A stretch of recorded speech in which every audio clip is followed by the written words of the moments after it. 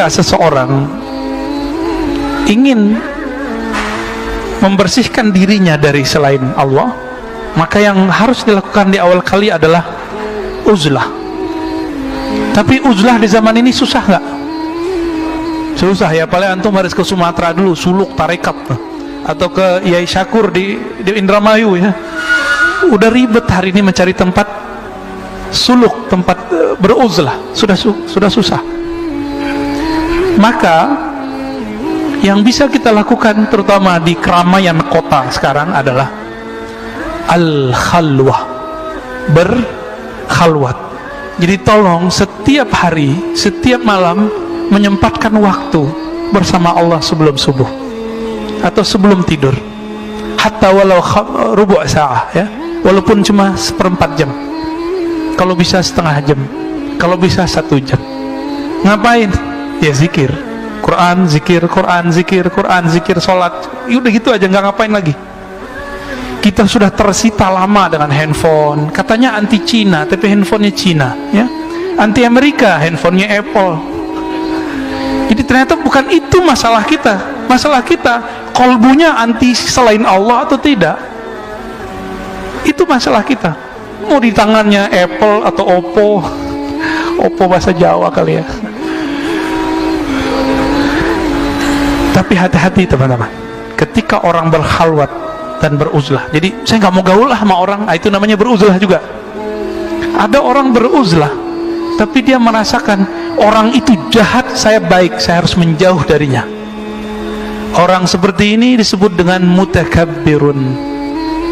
Ini orang uzlah, tapi dalam dirinya itu setan.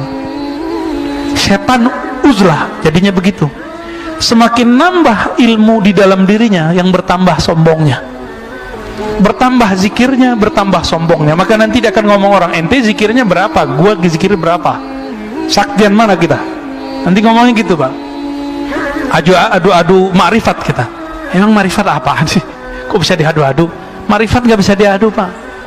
Yang bisa diadu nih, ini bisa diadu nih ya, isi otak bisa diadu, yakin bisa diadu, makrifat nggak bisa diadu, karena langsung makrifat itu yang disebut al-haq.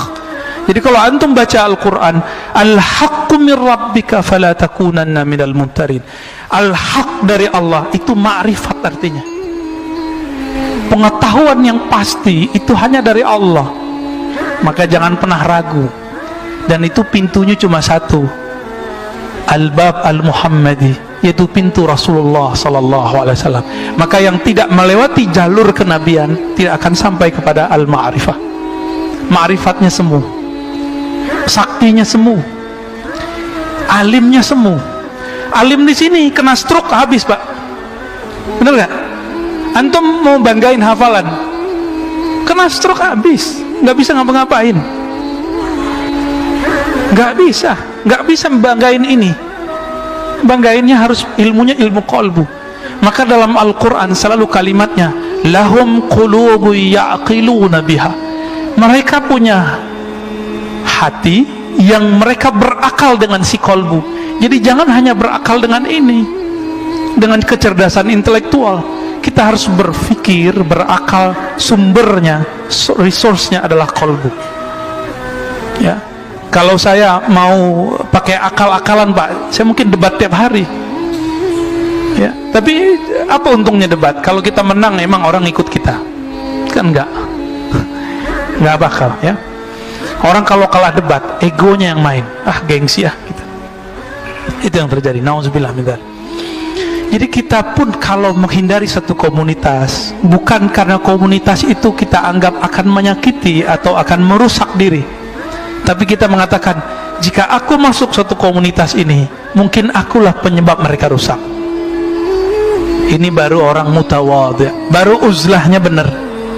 Jadi uzlah zaman now adalah tidak masuk ke dalam komunitas yang membuat kita terpapar dunia, membuat kita melenceng dari akhirat, melenceng dari Allah Subhanahu wa taala. Nah, ketika kita menjauhi komunitas begitu, bukan kita menuduh mereka, tapi kita menuduh diri sendiri. Kalau aku ada di sana, mungkin akulah penyebab mereka cinta dunia. Ini bedanya ya. Maka hati-hati, ini banyak setan itu bisa masuk Pak ke dalam diri para pengamal tarekat, bisa masuk kepada dokter, profesor, bisa masuk ke ustadz, bisa masuk ke siapa aja. Kalau nggak begitu, mana mungkin Sayyidina Adam bisa tertipu? Nabi Adam, Nabi kita, kakek kita semua. Maka ini keturunan Nabi semua kan? Cuma Nabi Adam, bukan Nabi Muhammad. Karena kita semua nih keturunan Nabi Adam, kesalahan itu akan berulang. Syaitan itu selalu berbicara pelan. Syaitan itu selalu berbicara tulus. Dia jual ketulusan dan dia jual keilmuan. Maka syaitan akan menjual keyakinan, karena dia pernah mengalami ujian keyakinan ribuan tahun beribadah di langit dan di bumi, sehingga Allah angkat dia setara dengan malaikat. Fasjudu li Adama, ujiannya diuji sujud ke Adam, dia nggak mau. Kenapa? Di kolbunya ada kesombongan yang menyala-nyala. Di dalam diri kita ada kesombongan nggak menyala-nyala? Kalau ada orang sedikit senggol kita marah, ya, kita mau bunuh orang itu Pak jadinya. Tapi kalau kita merasa bukan siapa-siapa, jika ada orang mau nyerang kita, ya kita maafin, mungkin dia salah faham, ya.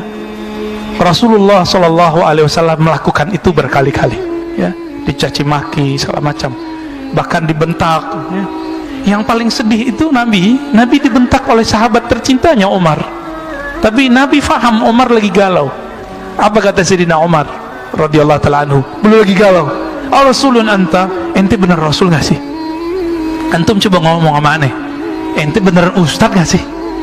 Kalau saya baper, saya tersinggung. Tapi kalau saya faham antum, saya gak akan marah. Nah, itulah bagaimana dewasanya Rasulullah. Nabi biarkan Umar berkembang, ternyata beliau menjadi pewaris Rasulullah Sallallahu Alaihi Wasallam. Jadi kadang-kadang orang-orang yang benci sama kita hari ini, yang marah sama kita hari ini, siapa tahu nanti menjadi orang yang sangat cinta kepada ilmu yang kita kembangkan. Amin ya rabbal alamin. Jadi jangan bawa nafsiyah ego diri, ya, yang kita kedepankan Allah Subhanahu wa Ta'ala. Maka beliau mengatakan, ya, wa man istasghara nafsahu fahuwa mutawadhi. Siapa yang beruzlah karena memandang dirinya kotor, takut merusak manusia, itulah yang disebut muslim hakiki mutawadhi. Kembali ke hadis yang sering dibaca oleh para asatis, al-muslimu man salimal muslimuna min lisanihi wa yadihi. Muslim yang hakiki, yang mutawadhi, muslim yang khawatir orang lain tersinggung oleh lisannya. Maka saya katakan tadi, jika teman-teman salafi tersinggung oleh kalam saya, maafkan saya, ya. Jika teman-teman tarekat sufi tersinggung dengan kalam saya, tolong maafkan saya. Jika teman-teman yang ahli dalam ilmu apa kurang berkenan dengan saya, mohon maafkan saya, supaya masalah kita selesai di dunia. Lewat dari itu, antum mau debat, ayo kita debat, ya. Antum mau adu kitab, ayo kita adu kitab. Tapi unsuran benci, sakit hati tolong dibuang dulu.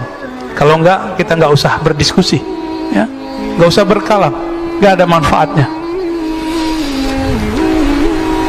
Gimana antum ketika tidak masuk yang disebut hijrah, ya? Ini jebakan setan nih ketika hijrah. Aku mau hijrah deh dari kelompok ini, komunitasku. Di situ orangnya jahat-jahat, di situ orangnya kotor-kotor. Kalau itu yang ada, fa anta mutakabbirun, maka kamu pewaris setan, pewaris iblis. Di dalam dirimu ada sifat permanen iblis, yaitu sombong. Jadi kepada teman-teman saya yang sedang merasakan dirinya hijrah, jangan berpikir bahwa orang-orang yang kita tinggalkan itu orang-orang jahat. Kita katakan, mungkin akulah penyebab mereka jahat. Dari mana ilmu ini? Dari Sayyidina Adam. Siapa lagi kita berguru kalau ke Al-Quran? Apa kata Sayyidina Adam ketika beliau berhasil dijebak oleh iblis? Apa kata Nabi Adam? Ya Allah, iblis yang disalahkan. Begitu enggak? Hah? Emang begitu? Enggak. Apa katanya? Rabbana zalamna. Ya Rabb, aku yang salah, kami yang salah. Ini ilmu Nabi Adam, Pak. Mau dapat ilmu Nabi Adam? Kalau ada masalah, dia nggak nyalain orang, dia nyalain diri sendiri. La ilaha illallah, la ilaha illallah.